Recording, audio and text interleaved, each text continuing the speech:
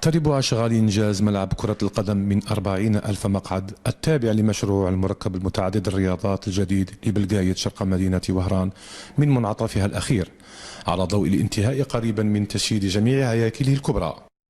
هذا المشروع الهيكلي الهام الذي ينتظر أن يعزز إمكانيات عاصمة الغرب الجزائري التي تتهيأ لاحتضان فعاليات ألعاب المتوسطية لسنة 2021. معظم يعني الهياكل القاعديه انتهينا منها، حتى لاكوفرتور راكم تشوفوا فيها رانا في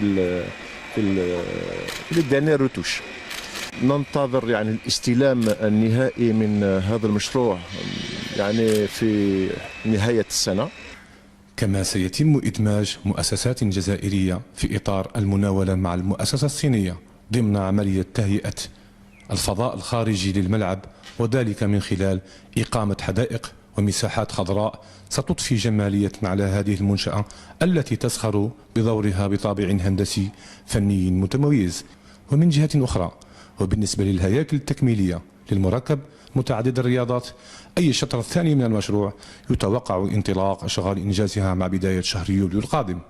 رانا نستناو في فلاشوفمون تاع هذا لا بريمير ترونش، ومع الانطلاقه هذه تاع لا دوزيام ترونش اللي فيها لو كومبلكس نوتيك اللي فيها دو بيسين كوفرت، واحده 50 متر وواحده 25 متر، ونوتر بيسين دو 50 متر سي ريفر، بالاضافه للقاعه المتعدده الرياضات اللي تتسع ل 6000 مقعد.